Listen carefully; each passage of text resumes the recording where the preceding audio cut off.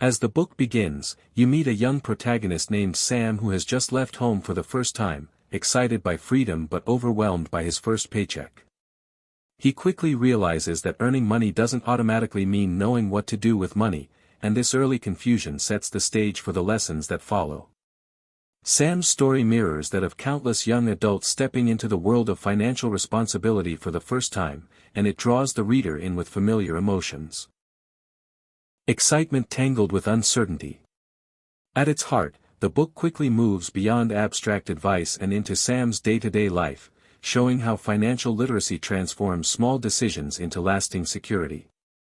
Sam learns that understanding money isn't solely about numbers in a bank account, it's about mastering habits that protect his future. The narrative invites the reader to see each financial choice as a crossroads with consequence, whether it's buying lunch or choosing a savings strategy. In the early chapters, Sam wrestles with his first real budget. The book doesn't present budgeting as a rigid chore, but as a form of clarity that allows him to align spending with his personal goals. Through Sam's trial and error, readers learn that tracking expenses isn't about restriction, but about empowerment. Knowing exactly where your money flows gives you control rather than fear. Sam's journey then ventures into the terrain of saving. The book paints saving as less of a distant chore and more of a personal safety net that grows stronger with every intentional decision. Sam starts by setting aside tiny amounts, barely noticeable at first, but those small habits soon grow into a reliable cushion that protects him from unexpected expenses. Through these moments, the book makes saving feel accessible and purposeful, not intimidating. As Sam's confidence grows, the story shifts toward managing debt, an area many young adults encounter but few understand well. The book uses Sam's struggle with a credit card balance to illustrate how debt can quietly erode financial strength. It explores the emotional weight debt carries, and gradually shows how disciplined repayment strategies can turn what felt like a burden into a manageable part of his financial life. One of the most vivid scenes shows Sam sitting at a table with a mentor who introduces him to the concept of an emergency fund, not as an abstract idea, but as a lifeline. Sam imagines how different things might have been if he had lost his phone or faced an urgent medical bill before saving, and this vision shifts his motivations. The book uses storytelling to make the invisible value of preparation feel deeply real. When investing enters the story, it's introduced not with jargon but through a simple seed-growing metaphor.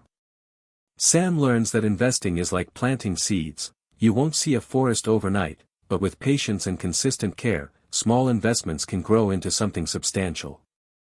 The narrative breaks down intimidating concepts like stocks, bonds, and mutual funds into understandable experiences Sam can visualize. Sam's first investment feels nerve-wracking, and the book doesn't shy away from showing his doubts. Through his inner dialogue, readers see that fear in investing is natural, but that it can be managed with knowledge and thoughtful decision-making. This emotional honesty makes the subject relatable and less overwhelming. Through conversations with friends, Sam also discovers that many people around him have misconceptions about money. Some think investing is only for the rich, others believe saving is boring or irrelevant. By sharing these dialogues, the book gently dismantles common myths and replaces them with empowering truths that invite readers to reevaluate their own beliefs. As Sam's financial understanding deepens, the book explores how money relates to identity and values. Sam begins to realize that financial choices reflect what matters to him, whether that's travel, education, or independence. The narrative invites readers to clarify their own priorities, making financial planning feel personal and meaningful rather than technical. The book also takes Sam into the world of financial tools, showing him how to use banking apps, credit reports, and automated savings plans responsibly. Rather than listing features, the story shows Sam learning through use, sometimes making mistakes and then adjusting his approach. These scenes make the tools feel accessible and practical. By now, Sam isn't just reacting to his financial world, he's shaping it with intention. He starts setting goals like saving for a car and planning for long-term growth. The book shows that goal setting isn't about strict deadlines or pressure, but about creating direction so that each choice moves you toward what you truly want. One chapter finds Sam reflecting on a year of progress, recognizing that financial literacy has given him more than money, it's given him confidence and peace of mind. This reflection is a turning point, showing readers that financial empowerment transforms life beyond bank balances, influencing relationships, self-worth, and future aspirations. In the final chapters, Sam faces unexpected challenges, a job shift, a spike in expenses, and moments of self-doubt, and each time, his financial habits sustain him. The narrative shows how consistency and resilience in financial habits serve as a foundation through life's ups and downs. Sam's story demonstrates that financial literacy isn't an endpoint but a lifelong skill. As the book closes, Sam frames his financial journey not as a checklist completed, but as an ongoing practice that enriches his freedom and potential. The reader is left with the sense that financial literacy is not an elite secret but an everyday competency that anyone can cultivate with curiosity and care.